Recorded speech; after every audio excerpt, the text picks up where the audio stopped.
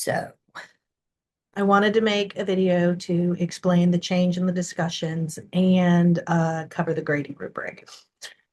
Hopefully, it's not too confusing and you're not too upset that you kind of got extra time, because instead of doing a discussion every single week of the term, it's going to be every other week. But I wanted yours to be on odd weeks, but I didn't get it updated before week 2 began. And so people had already been working on week 2. So I just extended week 2 because I couldn't figure out how to be fair in doing that, because that seemed like a lot to do discussion 1, 2, 3, and then suddenly 3 is the one that spans 2 weeks. Yeah. So your discussion 2 that started in week 2 extends all the way to the end of week 4. Moving forward, you will have a new discussion on week 5, 7, 9, 11, 13, 15, and 17, the very last week. Obviously, the one on the last week, you won't have 2 weeks to do because it's the last week. The grading rubric has also been adjusted, and that's pretty much what this video is about, is to cover your grading rubric. So here we go. I posted an announcement about it, and that's literally to here. So this is me telling you how it's been changed to 2 weeks long. This, if you click on it, will bring you to the rubric. And it just occurred to me, if this pops up, you won't see it. Okay, you should see it. All right. This is how all of your discussions are going to be graded moving forward. I deem the end of the first week to be Friday night at 10 p.m. So you have to post your initial post before 10 p.m. on that Friday that it opens. Obviously, for discussion 2, it's not going to be quite exact like that. I'm going to be very forgiving for this one. But moving forward, that's how it works. If you don't post until Saturday, you will have missed this. Notice you get all the points if you do your initial post before 10 p.m. on the first Friday, or you get 0 points. This is an all or nothing. So make sure you're good on this one. Days active. Minimum days you're supposed to be active in the discussion board, actually posting things in the discussion board at least twice per week, as in 2 different days per week, a total of 4 days. You will notice if you actually do that, minimum of 2 days per week, and I count the week as Sunday through Friday, you get full points. That means if you wait until Friday night to post your initial post, you've already lost points here. So I highly recommend you post before Friday. I would post it like Wednesday and then come back Thursday or Friday, post again, come back on like Sunday and then Tuesday, and then I'm done. That's what I would do. You get some points if you are less than 2 days per week. If you are only active 1 day, you get no points at all for this one. So if you come in there and just slap it all out on the same day, you've already lost points. Answered the topic, fully answered the topic. This is always a thing. There's a lot of people who will answer part of it, but not actually totally answer it. And so that's what this is.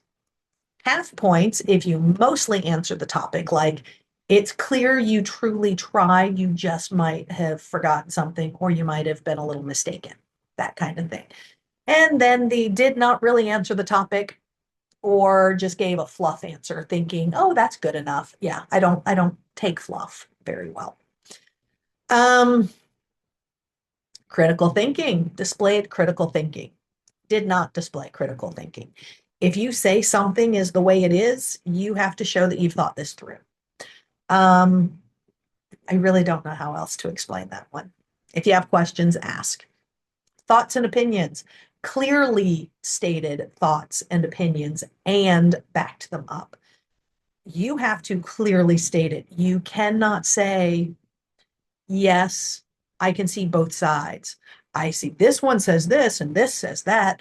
No, you have to pick a side.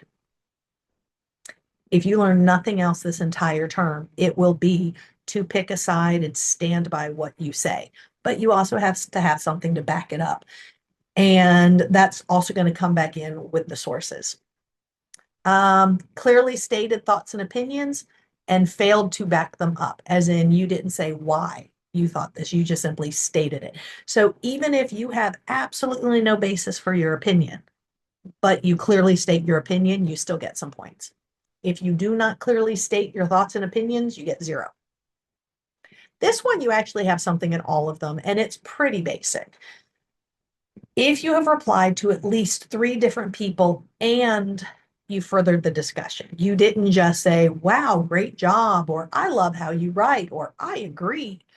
And you didn't just simply copy and paste something that they said and go, wow. Actually make an effort. Make it like you're talking to somebody. If you do that, you get full points. This is one of the areas when people really get into it, I give extra points all the time.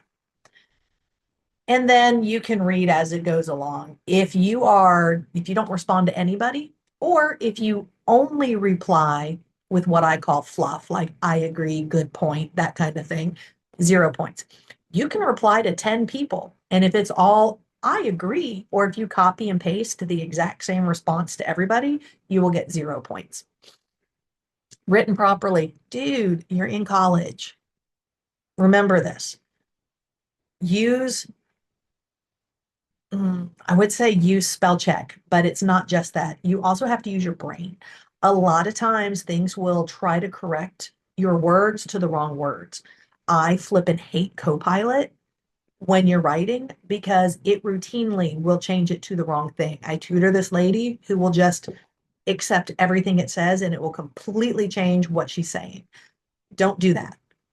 What I highly recommend is once you write it, read it out loud. If you read it out loud, you are more likely to catch your mistakes. Again, this is college, so I do expect you to know how to write. I don't mean proper APA format or anything like that, but you should capitalize the word I when you're talking about yourself. The first letter of every sentence needs to be capitalized. And good God, you need paragraphs. Note that if you don't have paragraphs, you're going to lose points, a lot of points. You cannot get full points if you don't have paragraphs.